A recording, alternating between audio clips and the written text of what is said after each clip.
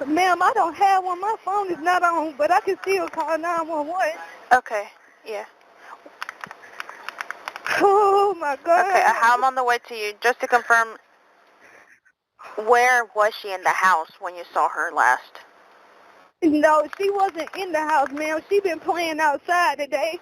And Okay. she asked me, can she play for a little bit more before it got dark, and I said yes. And I literally, her bath water is in the tub, ran, and dinner is cooking, and I came out here to get her, and I can't even find her. Okay, is there a certain place she likes to play outside? Usually in the chicken coop, and that's usually where I find her every day, and I just looked in here, and she's not in here. I stand before you saying this is one of the most difficult, deeply disturbing, and emotionally taxing investigations this office has ever worked. I am truly sickened to share what this investigation has uncovered. Our information reveals the use of corrosive chemicals and other tools that were used to accelerate the destruction of her little body. After this was completed, these two individuals poured what remains were left of Javeayah into the Cedar Creek Reservoir.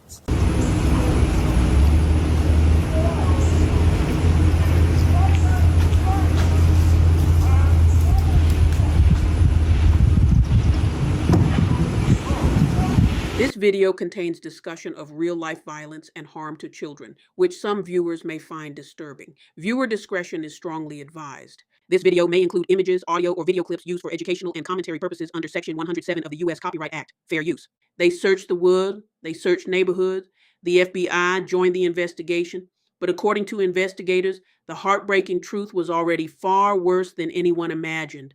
A 4-year-old little girl was reported missing, yet authorities now say she had likely been dead for weeks before anyone called 911. Tonight on Crime, the Eway, we're taking a deep dive into the tragic case of Javeayah Harris, a story of alleged abuse, a reported disappearance, shocking arrest, and a community demanding justice. If you believe every child deserves to be protected, hit that like button, subscribe, and let's get into today's case.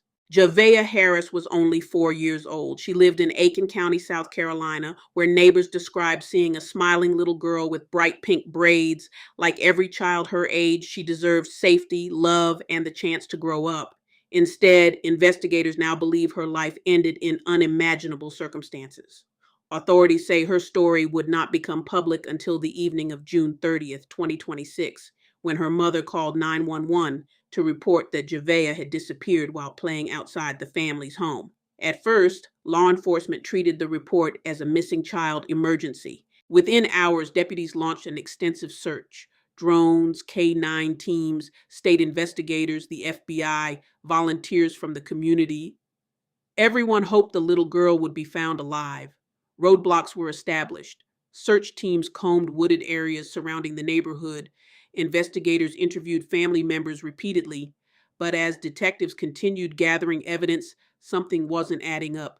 Officials have since said inconsistencies in the parents' statements, combined with physical evidence, quickly shifted the investigation from a missing child search to a homicide investigation. Only days after the search began, Sheriff Marty Sawyer delivered heartbreaking news. Investigators no longer believed Javeayah was missing. They believed she was already dead.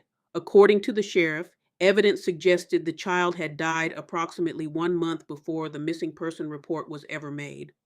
The announcement stunned the community. People who had spent hours searching for the little girl realized they had unknowingly been searching for someone authorities believed had already lost her life.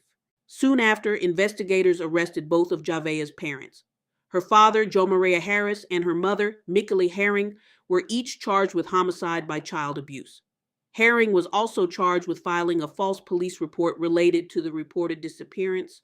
Both were denied bond. According to arrest warrants, investigators alleged Javeayah suffered physical abuse and that medical care was never sought for her injuries. Authorities further alleged that both parents later confessed during the investigation.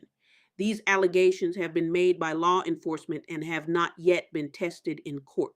Even after the arrest, one painful question remained: where was Javeayah? Search efforts expanded beyond Aiken County. Investigators searched waterways, wooded areas, and remote locations with assistance from state agencies.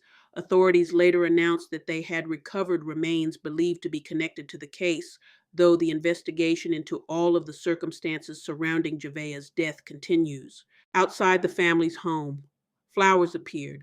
Stuffed animals lined the sidewalk. Candles flickered through the night. Community members gathered to remember a little girl whose life ended far too soon. Neighbors expressed disbelief that a case which began as a missing child search had transformed into one of South Carolina's most heartbreaking child homicide investigations. And then after searching, law enforcement found Javeayah's remains. It stopped everybody in their tracks. The criminal case is now moving through South Carolina's court system. Prosecutors will ultimately have to prove the charges beyond a reasonable doubt. The defendants are presumed innocent unless and until proven guilty in court. Investigators continue working to determine exactly what happened during the weeks before Javeayah was reported missing and whether additional evidence will be presented during future court proceedings. Right now, we are having some new information regarding the death of 4-year-old Javeayah Harris. Not long ago, News 19 obtained the 911 call that Aiken County deputies say Harris's mother made on the night she was reported missing. That was back on June 30th. But as we have now learned this past weekend from investigators, the little girl had been dead for weeks at that point. That's what they shared with us. Right now, though, we are sharing a snippet of that 911 call. Have a listen. Ma'am, I don't have one. My phone is not on, but I can still call 911. Okay, yeah. Oh, my God. Okay, I'm on the way to you. Just to confirm, where was she in the house when you saw her last? No, she wasn't in the house, ma'am. She been playing outside today. And Okay. She asked me, can she play for a little bit more before it got dark? And I said yes. And I literally, her bath water is in the tub, ran, and dinner is cooking, and I came out here to get her, and I can't even find her. Okay, is there a certain place she likes to play outside? Usually in the chicken coop, and that's usually where I find her every day. And I just looked in here, and she's not in here. We also received the arrest warrants against her mother, 23-year-old Michaela Herring, and her father, Javeayah Harris, who is also 23. Those warrants claim the two confessed to their roles regarding her death. Deputies say the parents knew their daughter was hurt but did not seek medical attention too. The warrants also stating the child died sometime between May 1st and June 15th and that her body remained at the home for weeks. The documents go on to state that the mother admitted she disposed of the little girl's remains at another location away from the home. This past weekend, both were arrested, though, and charged with homicide by child abuse, and they went before a judge for the very first time. That was on Sunday. Meanwhile, we also learned today that the South Carolina Department of Natural Resources, DNR, they searched an area over in Fairfield County in connection with this ongoing investigation. But right now, it's unclear what they were searching for and if they found anything. We're going to have more details coming up tonight during News 19 at 6:30, 7, and 11. Cases like this remind us why protecting children must always come first. No matter how this case ultimately ends in court, one fact remains undeniable. A 4-year-old little girl lost her life. Her story deserves to be remembered. What do you think should happen if the allegations are proven in court? Leave your thoughts respectfully in the comments below. If you appreciate respectful, fact-based true crime coverage, don't forget to like, subscribe, and turn on notifications. This is Crime the Eway, and I'll see you in the next one.